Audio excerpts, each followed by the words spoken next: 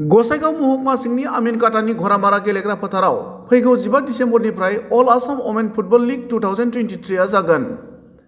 Assam football एसोसिएशननि बानजायनायाव Gossaigaon जिल्ला क्रीड़ा खन्थानि हेफाजाबै जानो गोनां आइजो फुटबल गेलेनाय बादायलायनायनि थाखाय घरामारा गेलेग्रा फोथारखौ फोसाबस्रांनाय हाबाया गोख्रोङै सोलिगासिनो दं।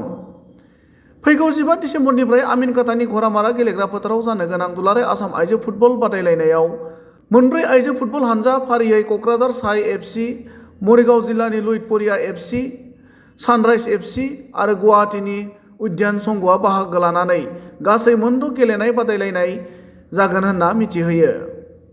आरो गिबि साननि बेखेवजेननाय गेलेनायाव मरिगाव जिल्लानि लुइटपरिया एफसि आरो गुवाहाटीनि उद्यान संघआ बाहागो लागोन होनना फोरमायदों। डिसेम्बर 2023 तारिखआव जोंहा फैगोन अल आसाम स्टेट वमेन्स लीग 2023 बेवहाय जोंहा गसाइगाव साब डिभिजननिफ्राय जोंनि एरियायाव आमिनकाटा सुतारा घरामारा फिल्डआव गेलेगोन। दा बेवहाय बयबो रायजो राजाफोरखौ लैहोर फैनानै नायफैनो थाखाय खावलायनाय थाहैबाय।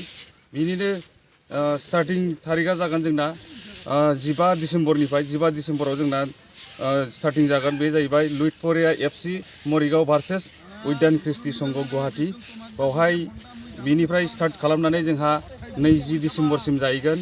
बे 20 डिसेम्बरावनो बे लुइटपरिया मरिगाव एफसि आरो उद्यान ख्रिस्टियानो बे 6 दिनखौ बे जोंनि बे आमिनकाटा घरामारा फिल्डआवनो गसाइगाव डिस्ट्रिक्ट स्पर्ट्स एसोसिएशननि आन्दाराव जोंहा मोनसेल' बहुद गोबावनि उनाव जोंहा दिनैसो मोनसेल' मोनबोदों जोङो जे बावहाय जाहाथे जोंनि ओनसोलाव जाहाथे बयबो एसे आग्रह जानानै माने इयुननि जोलैनि थाखाय जाहाथे बयबो सोलोंनानै थायो, बिनि थाखाय बयबो रायजो राजाफोरखौ लैहोर फैनानै नायफैनो थाखाय आङो गुरै खावलायनो थाबाय। गोजोन्थों।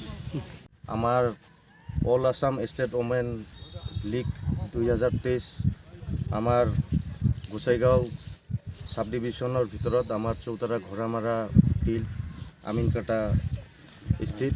ইয়াত আমাৰ এই বছৰ আমি এইখন মেচ আৰম্ভ কৰিবলৈ ওলাইছোঁ। যেহেতু এইখন আমাৰ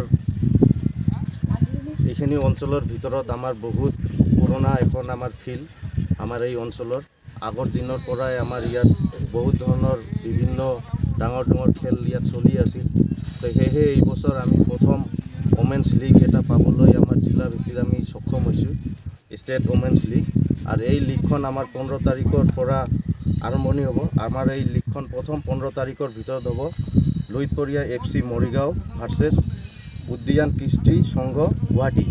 আৰু এই লীগখনত আমি সকলো জাতি ধৰ্ম নিৰ্বিশেষে ভাষা ভাষী সকলো জাতিকে আমি অনুৰোধ জনাইছোঁ যে আমাৰ খেলখন উপভোগ কৰক, আমাক সহায় কৰক আৰু যাতে এই আমাৰ যি অঞ্চল আছে পিছপৰা এই অঞ্চলখনত যাতে নাম হওক।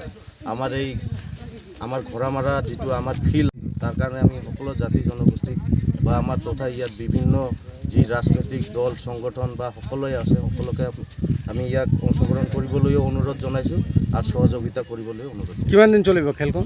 এই খেলখন আমাৰ 15 তাৰিখৰ পৰা 20 তাৰিখলৈকে চলিব।